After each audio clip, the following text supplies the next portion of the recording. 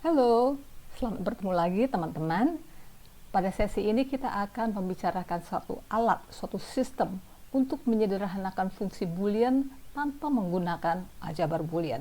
Jadi ini adalah sistemnya disebut peta Carnot atau Carnot map.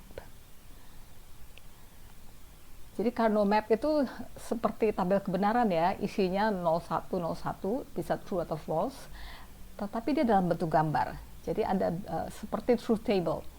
Dia akan terdiri dari sejumlah kotak dan setiap kotak mewakili sebuah minterm. Nah, saya ingin ingatkan bahwa satu minterm itu adalah suatu suku di dalam suatu ekspresi boolean yang berupa D and F, disjunctive normal form.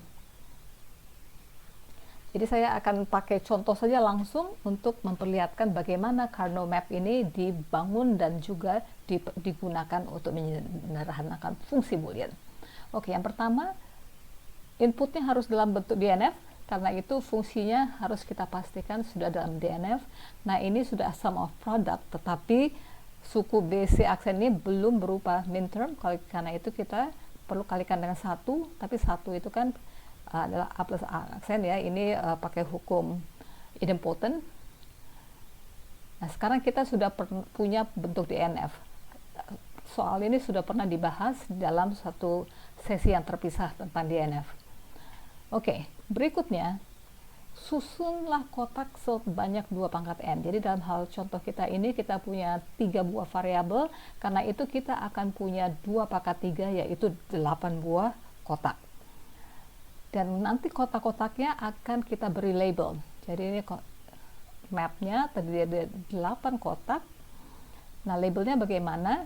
Oke, jadi baris ke bawah, baris-baris akan merepresentasikan literal A dari minterm, dan baris-baris ke sini kalau kita beri label demikian ya, akan mewakili literal B, C. Oke, apa saja kemungkinan nilainya? 00, 01. Nah, ini yang katanya pakailah penyandian Gray, karena itu hati-hati, ini bukan 10 ya, tapi 11, karena hanya ada 1 bit yang bisa berubah setiap kita melakukan increment atau decrement dengan 1. Oke, ini adalah keempat kemungkinan kombinasi nilai yang unik untuk B dan C. Untuk BC, kemudian A-nya hanya bisa 0 atau 1. Nah, nanti nilai B, 0 dan C 0 ini akan merepresentasikan sebagian dari minterm yang literalnya B aksen C aksen. Oke, demikian. Yang sini A-nya ini untuk A aksen, ini untuk A. Jadi nanti setiap kotak mewakili minterm yang A-nya bagaimana, yang A aksen, B-nya bagaimana di sini, B aksen, C-nya C aksen. Kita akan jelaskan nanti. Ini seperti peta butanya ya, peta buta. Jadi ada daerahnya, tetapi kita belum tahu nilainya apa. Oke, kita lihat sebuah contoh. Kalau kita punya fungsi dengan 2 variabel, misalnya A dan B, maka K-mapnya seperti begini. 2 maka 2 yaitu 4, isinya 4 kotak. Oke, kemungkinan B nilainya apa saja, 0 atau 1, A hanya 0 atau 1. Oke, jadi ini nanti untuk B hanya A aksen A. Demikian. Nah, pertanyaannya, kotak ini merepresentasikan minterm apa? Oke, dia nilai A-nya 0, B-nya 1, karena itu dia A aksen B. Yang biru ini bagaimana? A aksen, B aksen. Yang hijau ini A-nya 1, B-nya 0. AB aksen, dan yang ini AB. Demikian. Jadi kita lihat setiap kotak merepresentasikan sebuah minterm. Kalau variabelnya 2, maka ada kemungkinan maksimum 4 buah minterm. Kita lihat lagi contoh fungsi yang punya 4 variabel, misalkan A, B, dan C, D. Hati-hati, ini harus disusun melalui dengan sistem Gray code. Ini juga. Oke. Jadi ini nanti A dan B-nya nilainya 0, karena itu nanti literal untuk minterm di row ini adalah A aksen, B aksen, dan seterusnya. Ini nilai C dan D-nya 0, 0, karena itu kolom ini semua mempunyai literal C aksen dan D aksen dalam midtermnya, dan seterusnya. Oke, jadi kotak ini merepresentasikan midterm apa? A, B-nya 1101, karena itu ini A, B, C aksen D. Yang ini bagaimana? A aksen, B aksen, C, D. Oke, sekarang saya tanya. Tadi kita sudah sedikit menyinggung istilah yang bersebelahan. Kita katakan dua kotak yang bersebelahan hanya berubah nilai 1. Nah, kotak ini bersebelahan dengan mana? Kotak mana? Bersebelahan dengan diagonal. Tidak bersebelahan dengan diagonal, tetapi dia bersebelahan dengan yang vertikal ke atas bawah dan yang horizontal ke kiri dan ke kanan. Jadi kita katakan kotak ini bersebelahan dengan mana? Ke kiri dia bersebelahan dengan kotak ini, dengan kata lain ini adalah midterm A aksen B, C aksen D. Ke kanan dengan kotak ini, ke atas dengan kotak ini, dan ke bawah dengan kotak ini. Jadi setiap kotak di sini dia bersebelahan dengan 4 buah kotak lain. Sebuah midterm bersebelahan dengan 4 midterm yang lain, atas, bawah, kiri, dan kanan. Sekarang yang ini bagaimana? Ke kanan, yang sini. Ke kiri bagaimana? Oh, sekarang kita perlu membayangkan seperti begini. Kalau kita punya, anggap saja sehelai kertas yang punya sisi yang coklat, saya beri coklat, satunya saya beri hijau. Nah, coba kita lengkungkan kertas itu sehingga yang coklat itu menyentuh sisi yang hijau. Nah, kita bisa bayangkan dia menjadi seperti begini ya, seperti tabung kosong ini, sisi hijau bersebelahan dengan sisi coklat. Nah, itu juga yang dipakai di sini. Karena apa? Ini juga ya, 0010 mereka sebenarnya bersebelahan karena mereka hanya beda satu bit, hanya yang ini ya, yang pertamanya 0, yang keduanya 1, sedangkan yang keduanya sama-sama 0. Oke, jadi kotak ini bersebelahan dengan kotak yang saya beri bintang biru. Vertikalnya bagaimana? Ini bawahnya, atasnya bagaimana? Nah, kita harus bayangkan lagi kertas kita sekarang. Kalau kita punya sisi atas dan bawah seperti begini, dan kita lengkungkan sisi yang biru supaya merekat dengan sisi yang kuning, kita bisa bayangkan kita punya seperti demikian ya, konstruksi yang ini anggap aja tabung yang bolong. Nah, jadi bagian yang biru sebenarnya bersebelahan dengan yang kuning. Karena itu kotak yang berisi bintang biru ini sebenarnya bersebelahan dengan kotak yang ini. Jadi ini adalah istilah mana yang bersebelahan dengan mana. Ini sangat penting karena kita akan pakai itu ketika kita menyederhanakan fungsi. Oke, kotak mana yang bersebelahan dengan kotak mana. Tetapi seperti yang bintang merah ini tidak bersebelahan dengan tanda yang berisi tanda tanya hitam ini, karena mereka seperti bersebelahan tetapi hanya secara diagonal. Tidak secara diagonal ya, hanya yang vertikal atau yang horizontal. Termasuk yang berada di sisi yang berlawanan.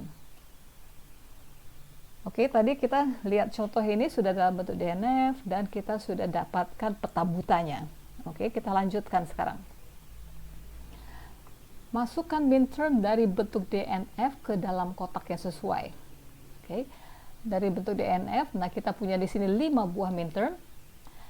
Nanti kotak yang ada midtermnya, berarti kita punya 5 di sini, nanti kita punya 5 kotak yang diberi nilai 1, yang lainnya diberi nilai 0.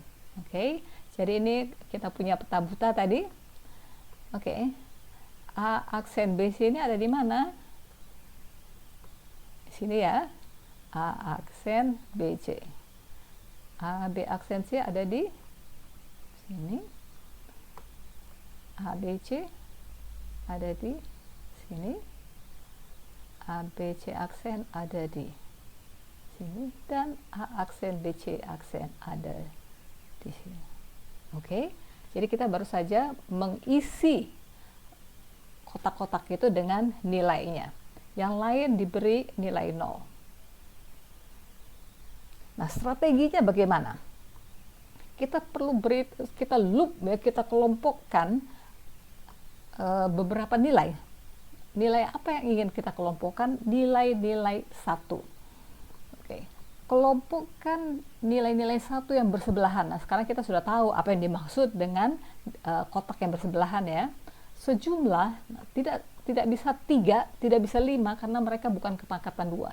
Jadi yang bisa adalah jumlahnya 1, 2, 4, 8 atau 16 dengan menggambarkan loop. Jadi kita loop saja dia, kita kelompokkan. Nah, bentuknya juga nggak bisa sembarang bentuk, dia harus persegi panjang atau bujur sangkar. Oke, yang jelas ini dia jumlahnya kepangkatan 2 ya, bilang genap ya, dan dia harus berbentuk bujur sangkar atau persegi panjang. Usahakanlah supaya kelompoknya sebesar mungkin. Coba kita lihat contoh di sini. Oke, kita punya ada 5 buah 1 ya. Oke. 1 yang ini karena dalam bayangan kita, oh ini dia sendirian ya, yang lain 4 mungkin bisa dikelompokkan jadi bujur sangkar. Nah, kalau kita lihat ini 1, oke. Tapi katanya usahakan agar kelompok sebesar mungkin. Coba kita lihat ke sebelahnya, kiri atau kanan, atas bawah. Oh, ternyata di sini dia punya 1 di sebelah kanannya. Berarti kita lebih baik kelompokkan dia dengan sana. Kita tidak bisa sampai ke sini, ke paling pinggir karena jumlahnya 3. Kita hanya bisa punya jumlah 1, 2, 4, 8, atau 16. Oke, jadi kita buang yang hijau itu. Nah, kita sudah mengelompokkan, di loop 2 buah nilai 1 ini. Nah, masih ada 3 nilai 1 yang belum. Oke, bagaimana kalau kita kelompokkan mereka demikian? Oke, yang tadi saya lakukan itu adalah usaha untuk supaya kelompoknya sebesar mungkin ya, yang menghilangkan yang hijau. Oke, nah kalau kalian lihat, oke, wah di 1 ini gimana? Kok dia bisa ada di biru, bisa di yang merah, tidak apa-apa. Jadi nilai 1 bisa masuk dalam lebih dari 1 kelompok. Oke, jadi kita tidak mau ada isolated midterm. Isolated midterm berarti midterm yang terisolasi, sendirian. Kelompoknya hanya berukuran 1 saja. Kita tidak usahakan supaya tidak ada yang seperti demikian. Oke, jadi beberapa aturan. Sekali lagi, setiap kotak berisi 1 harus masuk dalam grup. Karena itu berarti dia ada di dalam fungsi. Midtermnya ada dalam fungsi, karena itu kita harus ikut perhitungkan dia. Dia boleh masuk dalam 1 atau lebih grup, karena apa? Ini sebenarnya hukum idempotent ya. Satu suku A, bisa saja kita bilang A plus A, nggak apa-apa kan? Karena A plus A sama dengan A.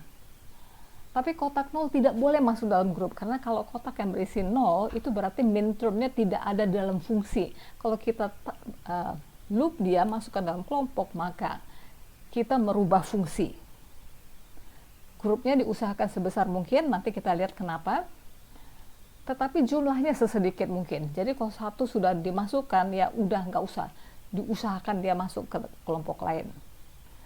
Oke, dan ini kita sudah lihat tadi jumlahnya harus kepangkatan 2. Nah, grupnya juga harus berupa segi 4, termasuk yang wrap around. Wrap around itu maksudnya yang tadi sampai kita harus lengkungkan kertasnya ya. Oke, semakin besar ukurannya, maka semakin banyak input, variabel, redundant input yang bisa dihapus. Kita kan tujuannya ingin menyederhanakan fungsi. Jadi kalau grupnya isinya 1 kotak, maka tidak ada yang bisa dihapus. Karena itu kita tidak mau isolated midterms.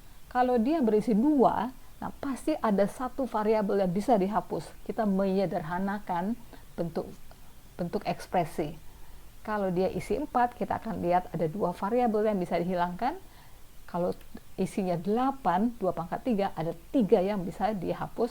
Dan apalagi kalau dia punya 16 kotak, maka ada 4 variabel yang bisa dihapus. Jadi semakin besar kotaknya, semakin sederhana bentuk dari ekspresinya.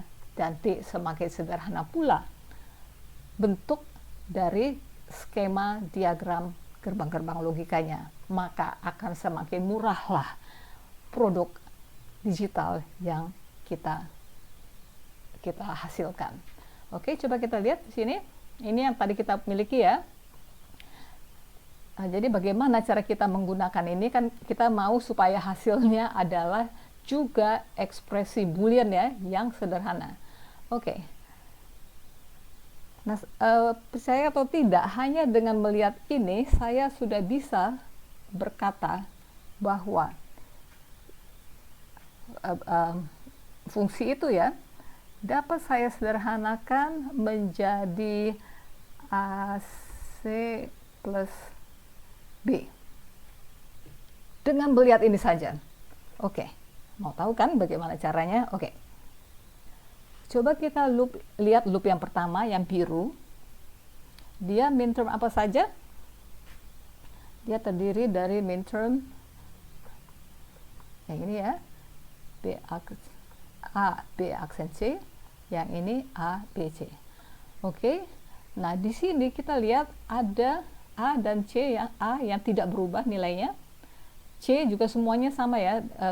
Kedua anggota loop ini, kedua anggota kelompok ini memiliki literal A, tidak ada yang punya A aksen.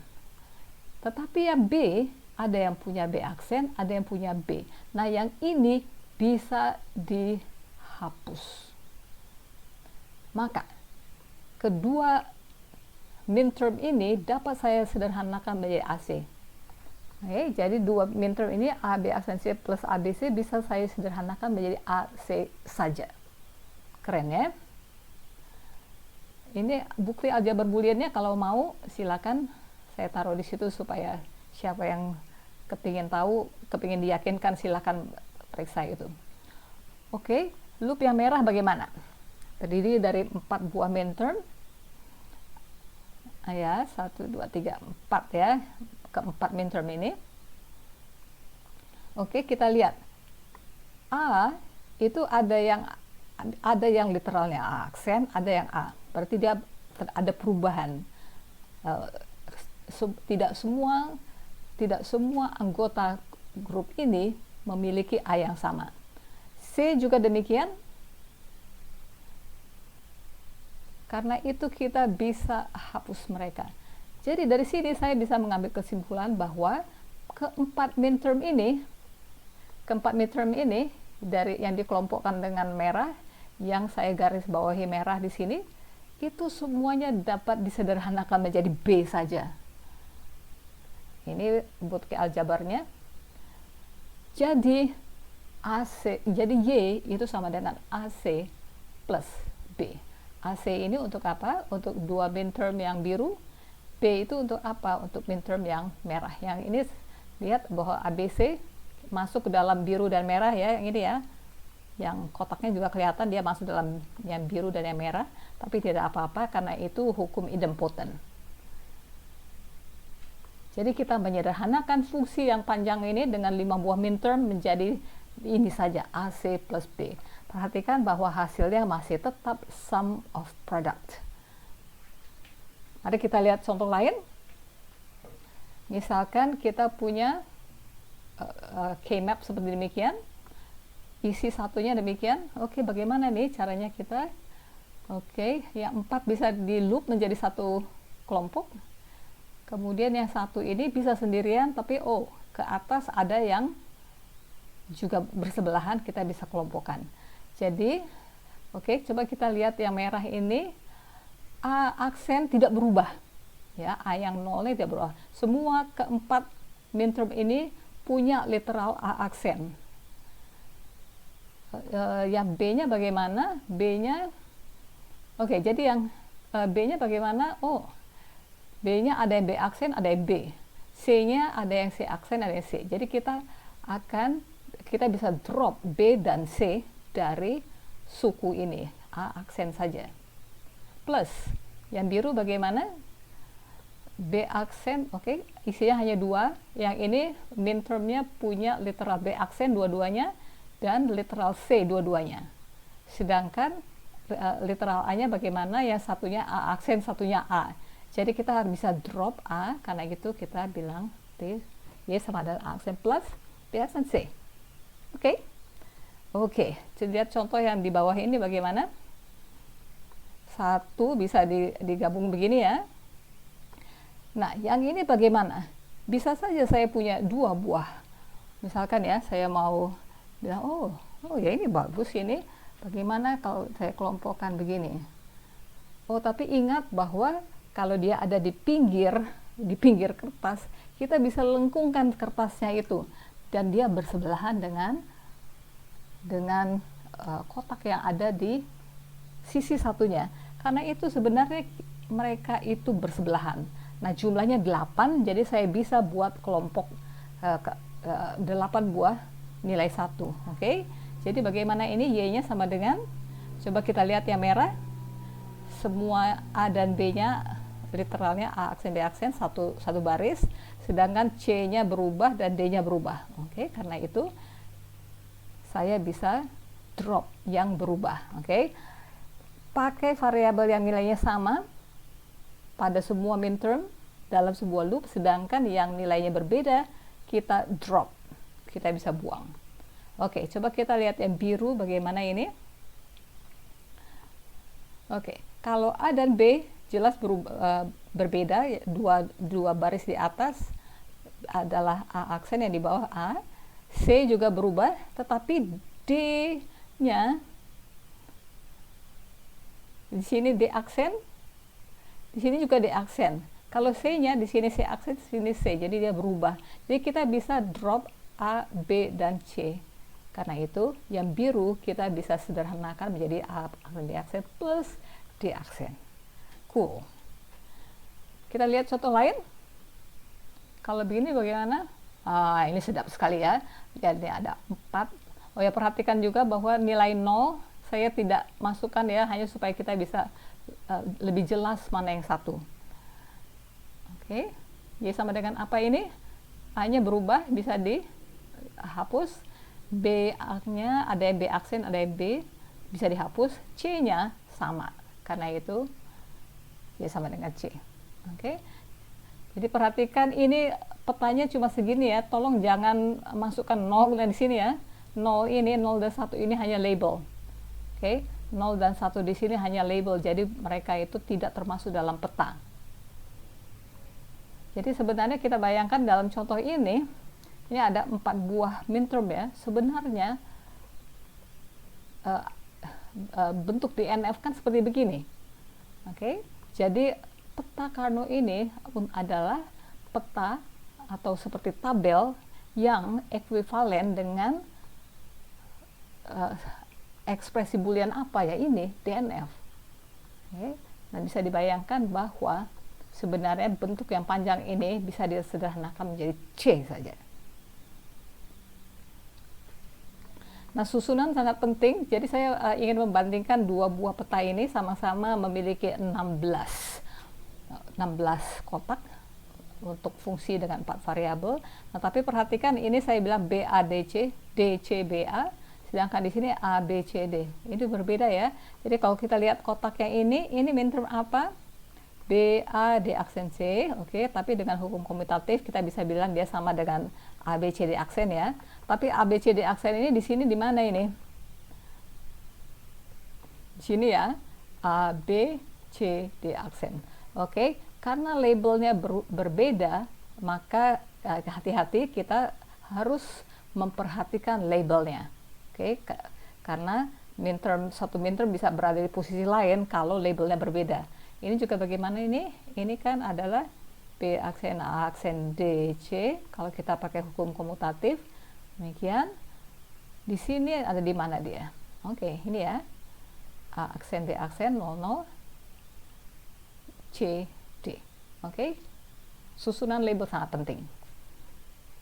Coba kita lihat contoh lain, misalkan kita beranjak bukan dari bentuk DNF-nya, tetapi beranjak dari tabel kebenarannya. Misalkan kita punya truth table, tabel kebenaran seperti begini.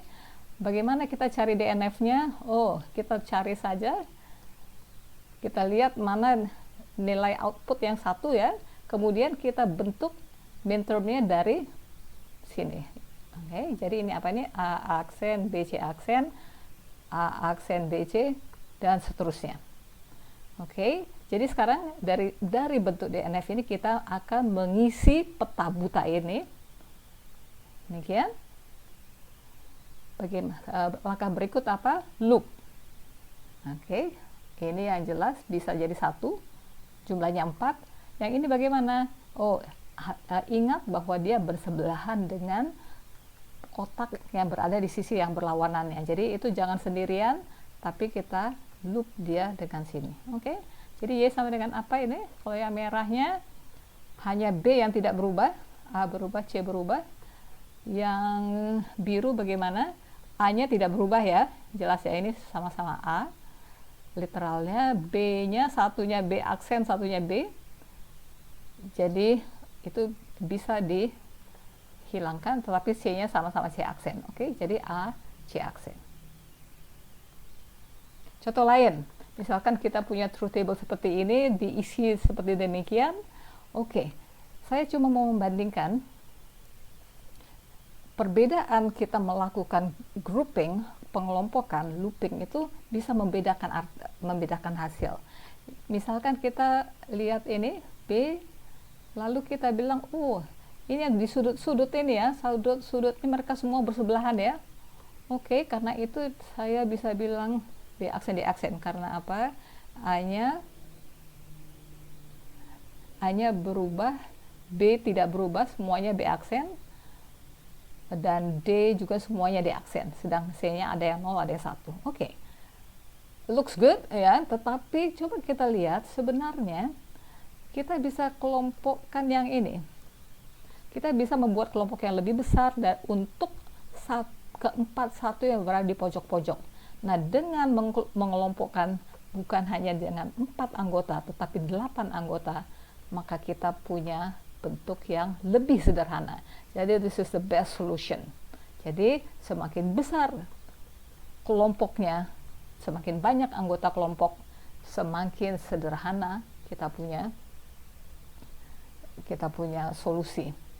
Oke, sebagai latihan saja, dengan output seperti begini, truth table-nya, oke, gunakan peta begini, isi, kelompokkan, tulis ekspresi boolean, dan gambar skema. Jadi ini kalau sudah dapat ekspresi boolean, tentu saja kita bisa menggambarkan skema. Dalam contoh tadi saya tidak sampai ke sana, tapi silakan kalian coba. Sekian, dan jangan pernah berhenti belajar.